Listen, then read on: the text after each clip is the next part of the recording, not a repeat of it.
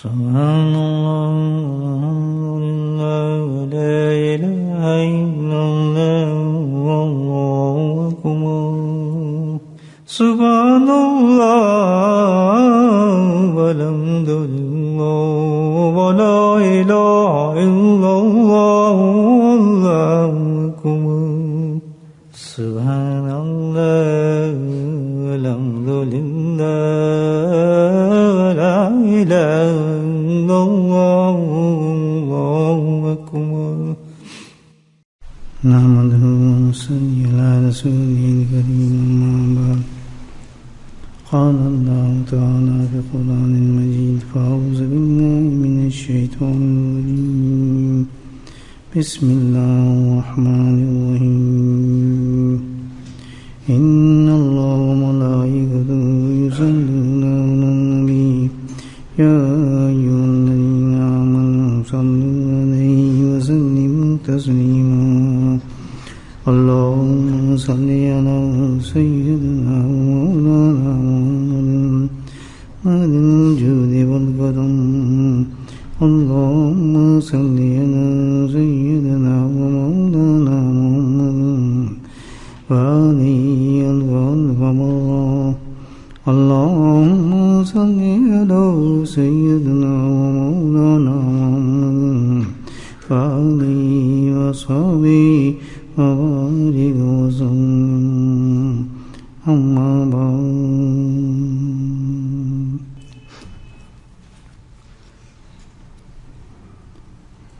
ہماری آخرت کی، دنیا کی، دین کی، ایمان کی ساری کی ساری کامیابی اور بڑائی جو ہے ایک چیز پر مبنی ہے، ایک ہی چیز پر منحصر کرتی ہے، اور وہ ہے اتباع سنت صلی اللہ علیہ وسلم۔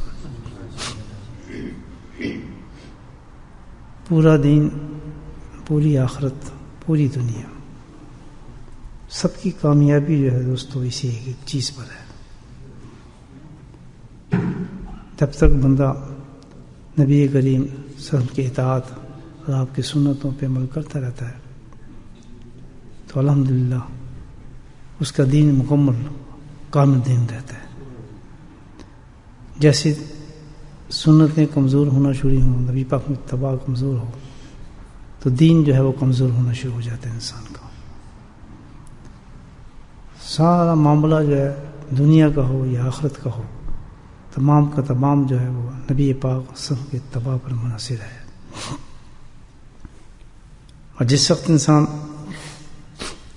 اس میں کوتاہی اور سستی برتنا شروع کرتا ہے تو اللہ کی ناراضگی اور پھر اللہ کی طرف سے عذاب اس پر آنا شروع ہو جاتے ہیں۔ زمانے میں یہ سب سے بڑی خامی ہے، جو بدترین زمانہ ہوگا کہ اس میں نبی کریم صلی اللہ علیہ وسلم کی سنتیں ختم ہو جائیں گی۔ یہ یاد رکھیں، سب سے بڑی نشانی یہ ہوگی،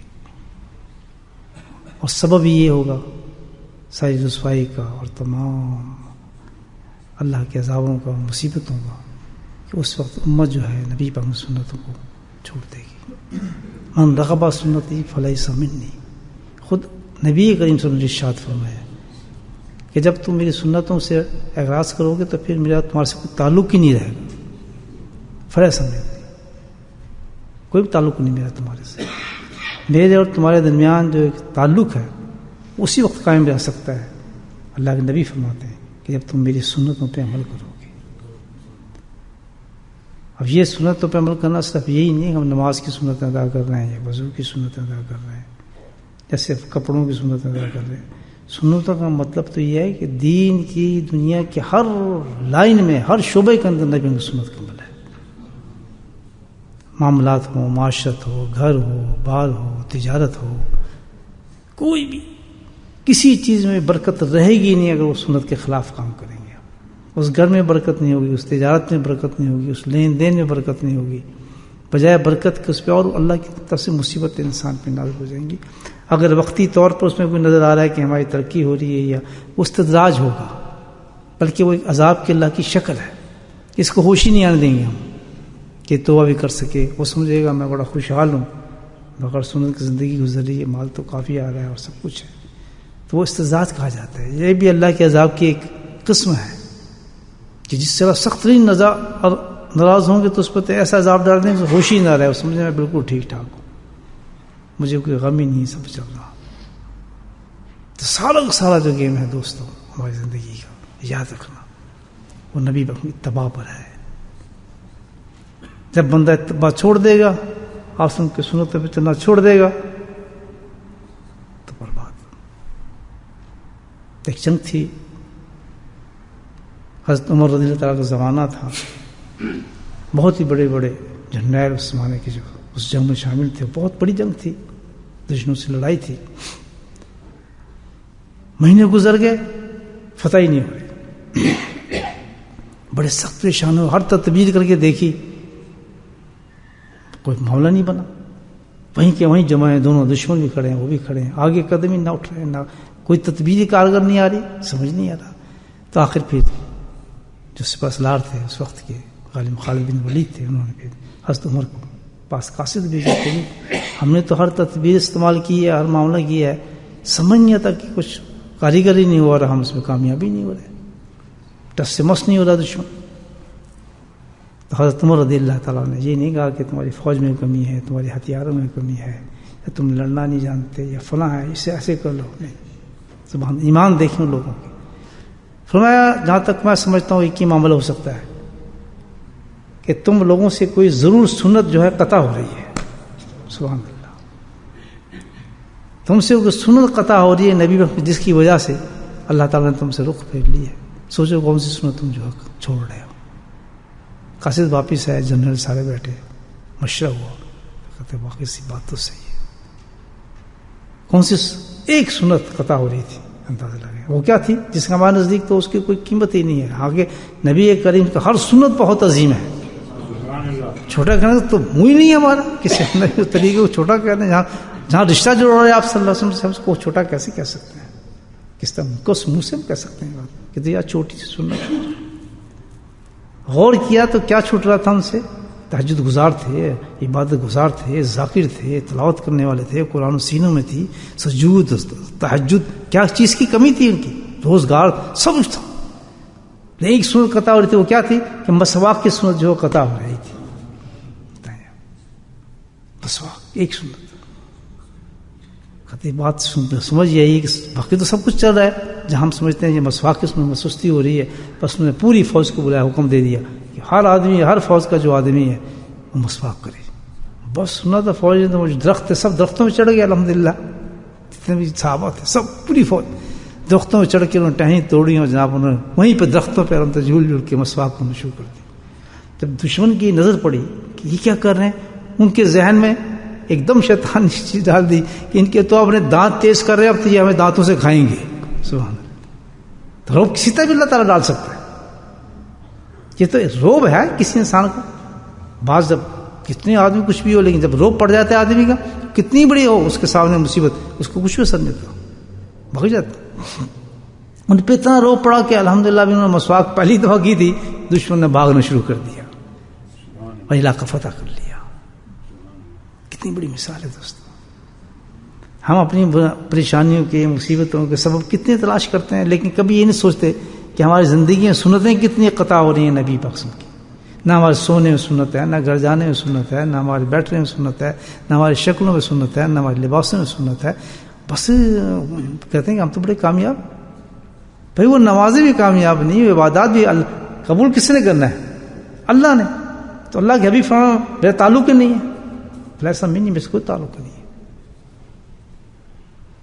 میرے دوستو یہ اب دیکھیں، ایک ٹہنی ہے لکڑی کی، درخت سے ایک لگی ہوئی ٹہنی ہے، اس کی کیا قیمت ہے؟ توڑتے ہیں آدمی، اس کو جلا کے پھینک دیتا ہے، سوکھ جاتی ہے. لیکن جب اس کی نسبت اللہ کے حبیب صلی اللہ علیہ وسلم سے ہو جائے، اس ٹہنی کی نسبت، وہ مسواک بن جاتی ہے. وہ مسواک بن گئی. اس کی قیمت کتنی ہو گئی آپ اندازہ لگائیں. صحیح بخاری کی حدیث بتاؤں آپ کو، اس کی قیمت آپ دیکھیں. 3 حدیثیں سناتے ہیں اس وقت میرے ذہن میں، 3 حدیثیں سننے آپ دیکھیں، وہاں تو بہت حدیثیں، اس کی فضائل بہت ہیں. بخاری کی حدیث ہے صحیح کہ اللہ کے نبی ارشاد فرماتے ہیں کہ جو مسواک ہے یہ موجب رضائے حق ہے. موجب کہتے ہیں یہ اللہ تعالیٰ کی رضا کا دروازہ ہے، سبب ہے. جب انسان مسواک کرتا ہے تو اللہ سبحانہ وتعالی کی اس سے کیا حاصل ہوتی ہے؟ رضا حاصل ہو جاتی ہے، اللہ راضی ہو جاتا ہے اس سے. سبحان اللہ، اتنی بڑی چیز. یہ زندگی، ایک مومن کی زندگی کا مقصد یہ ہے کہ اللہ کو راضی کرنا ہے. نمازوں سے راضی کرنا ہے، روزوں سے راضی کرنا ہے، حج سے راضی کرنا ہے، تلاوت قرآن سے راضی کرنا ہے، علوم حدیث سب چیز کچھ ہیں، یہ سب سبب ہیں سارے. تو یہاں گارنٹی کیا ملی کہ اگر مسواک اتنی زبردست چیز ہے کہ نسبت ہے نبی اکرم سے، آپ کی سنت ہے، تو اس کو اگر استعمال آدمی کرتا ہے تو کیا ہوتا ہے؟ رضا حق کے دروازے کھل جاتے ہیں اس کے لیے، اللہ راضی ہو جاتا ہے اس شخص سے.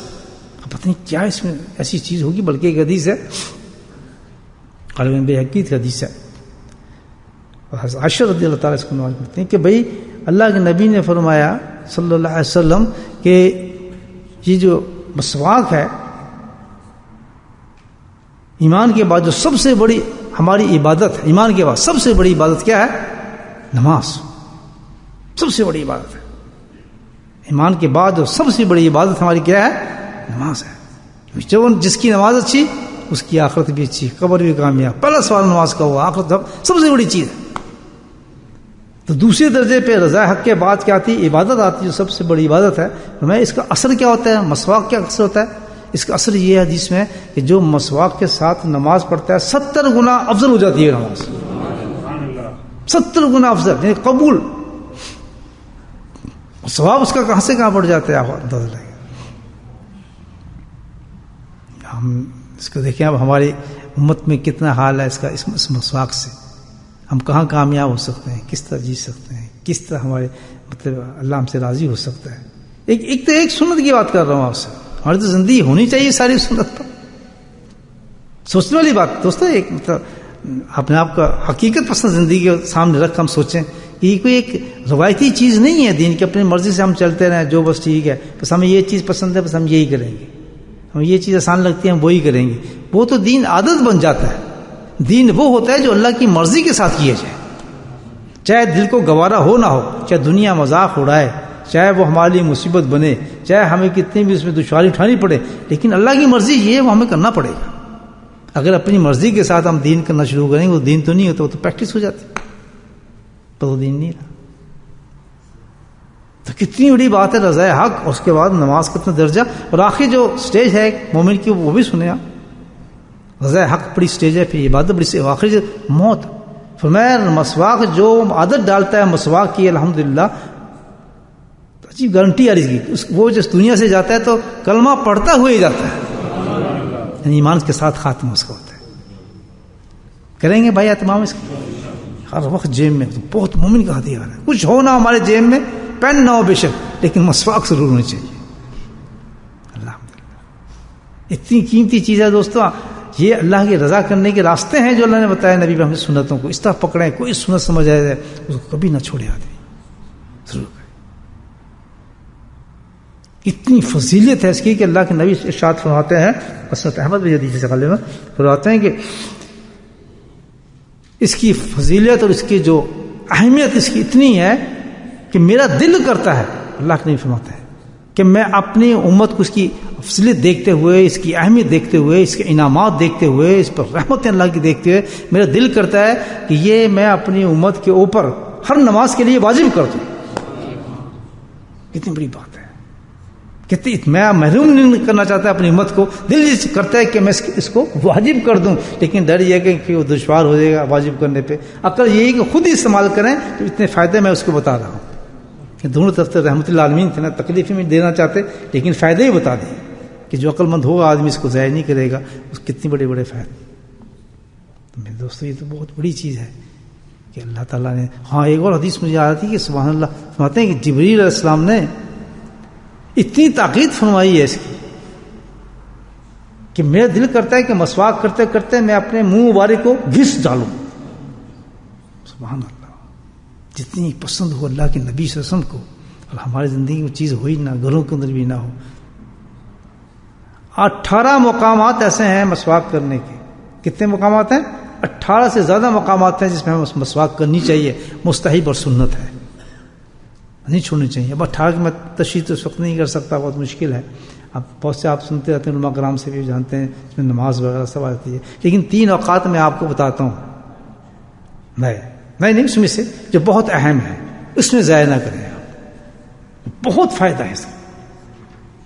اور کیونکہ بڑے سستی کے اوقات ہیں، اس میں سے شاید و نادری کوئی کرتا ہو. جو 3 اوقات میں نے چمے 18 اوقات اس میں سے جو مستحب ہیں اور سنت ہیں، تو 3 میں نے آپ سلیکٹ کی ہیں. اس کو ہم بھول جاتے ہیں، اس لیے میں آپ کے سامنے عرض کر رہا ہوں. اکثر اس میں سستی آتی ہے، کیونکہ جو بہت اہم چیز ہوگی نا، یاد رکھیں شیطان اس کو ضرور بلائے گا. اس کے یہ شیطان کو یہ کام ہے کہ اس کو فائدہ نہ ہو. شیطان کا کام ہے بلانا، لیکن علماء کرام کا اس کو جگانا. سبحان اللہ. علماء کرام تو یہی کام کرتے ہیں نا، جب ان کی صحبتوں میں بیٹھتے ہیں تو الحمدللہ وہ جگاتے ہیں، شیطان سے باہر نکالتے ہیں.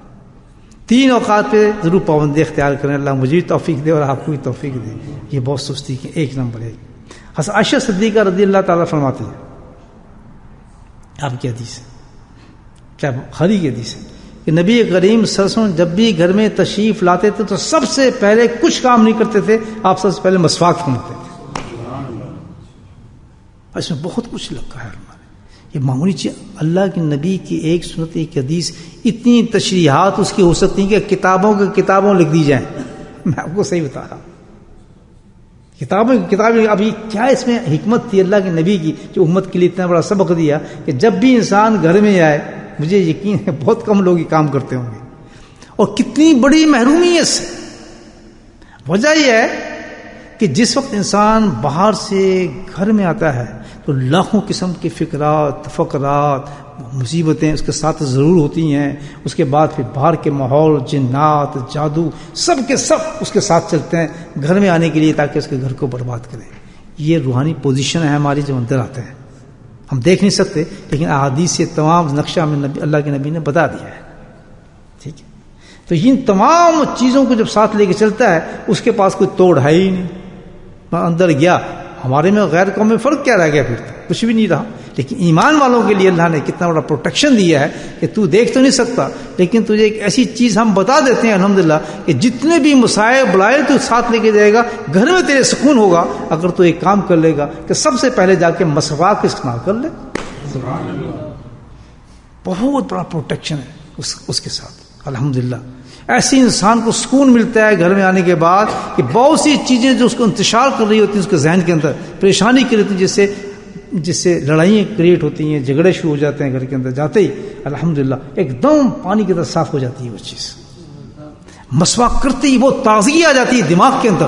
ابھی تو بہت ہی صفات ہیں اس کی، بیان کرنے سے 100 سے زیادہ صفات اس کی ہیں جو عام علماء کرام نے اس کو بیان کیا، اس سے بھی زیادہ ہیں. یہ عجیب چیز ہے، میجک ہے یہ الحمدللہ. یہ لکڑی کی ڈنڈی جو ہے میجک ہے.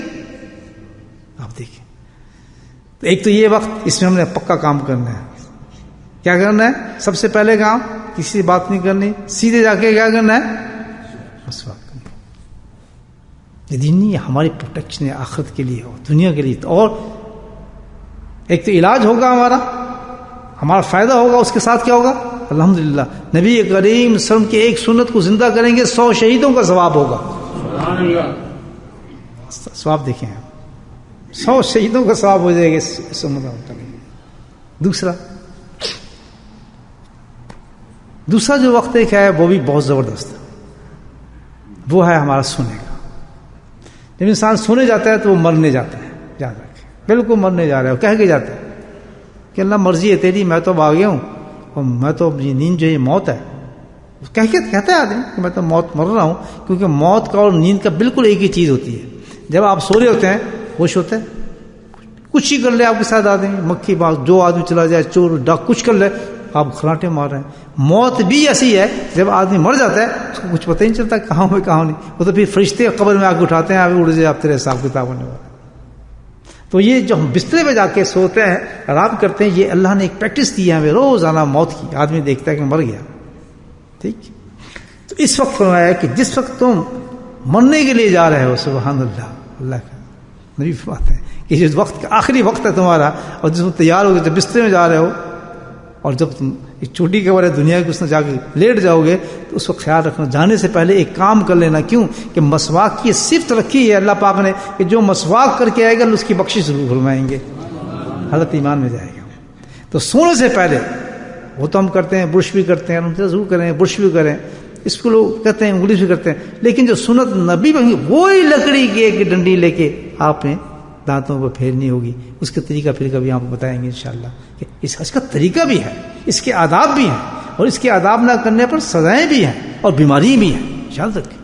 یہاں تک کہ اس کھڑے ہونے کا طریقہ بھی بتایا ہے، لٹانے کا طریقہ بھی بتایا ہے، کس طریقے سے استعمال کیا جائے اس کا بھی طریقہ ہے، کس طرح اس کو پکڑا جائے، انگلی کہاں رکھی جائے اس کا بھی طریقہ ہے، کس طرف سے شروع ہو جائے، یوں نہیں شروع کر دیں، نہیں، کیسے شروع ہو جائے، اس کا پانی کے کیسے، ہر پورا مسواک کی ہسٹری ہے. الحمدللہ کتنی بڑی اہم چیز ہے.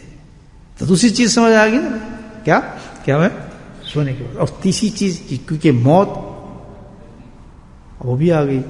اب تیسری چیز جو ہے الحمدللہ یہ بہت اہم چیز ہے کہ جب آدمی اپنی بیوی کے پاس جائے، مقابلت کرے، اس بیوی کے ساتھ سوتا ہے تو اس کو چاہیے کہ پہلے وہ کام کرنے سے پہلے، بیوی کو جانے سے پہلے مسواک ضرور کر لے. اس میں بڑی پروٹیکٹ کیوں کہ وقت جب آدمی بیوی کو جاتا ہے تو حقیقت میں تو ایک وہ جنریشن پیدا کر رہا ہے. اس کے بعد کوئی بچہ ہوگا، کوئی لڑکی ہوگی، کوئی لڑکا ہوگا. اور الحمدللہ وہ ایسا وقت ہوتا ہے کہ جس میں شیاطین جنات بھی ساتھ ہوتے ہیں، پورے کام کر رہے ہوتے ہیں کہ تاکہ وہ بچہ جو وہ خرابی پیدا ہو، شیطان پیدا ہو، اس میں مطلب ڈیفیکٹ ہو بچے کے اندر، تو وہ پورے طریقے سے اس پر حملہ کرتے ہیں. اللہ کے نبی صلی اللہ علیہ وسلم نے کہ اس کا بہترین پروٹیکشن یہ ہے کہ اپنی بیوی کے جانے سے پہلے آدمی کیا کر لے، مسواک کر لے. بہت دور تک اس کے ساتھ پھر جاتے ہیں ان چیزوں کے اللہ تعالیٰ کے. تو میرے بھائیو یہ ایک سنت ہے، بہت عجیب سنت ہے. انشاءاللہ آئندہ بھی اس پہ بات ہوگی، اس کا طریقہ ہم ڈیٹیل سے سنیں گے، پھر ساری باتیں الحمدللہ اور بھی کیا فضائل ہیں اس کی جب بھی ذہن میں فکر رہے گا انشاءاللہ اس پہ سنیں گے. یہ سب باتیں کس لیے ہیں کہ ہم اس پہ عمل کریں. آج سے انشاءاللہ ہم کوشش کریں کہ اس بات پہ عمل کریں. نماز پہ تو ڈیفینیٹلی کرنی ہے، باقی چیزوں پہ جس طرح ہے، لیکن ان 3 اوقات میں جو میں نے بتایا ہے یہ بہت قیمتی اوقات ہیں. اس میں اپنے مسواک کو ہاتھ میں رکھیں تمام کو. پھر بلائے گا شیطان، یاد رکھیں بلائے گا ضرور. جب جائیں جلدی میں بہت کچھ کرنا ہوتا ہے، سیدھا جائیں سب سے پہلے مسواک، سونے سے قبل مسواک، بیوی کے جانے کے بعد مسواک. ان 3 چیزوں کو پکا کر لیں. اللہ پاک مجھے بھی توفیق دے اور آپ کو بھی.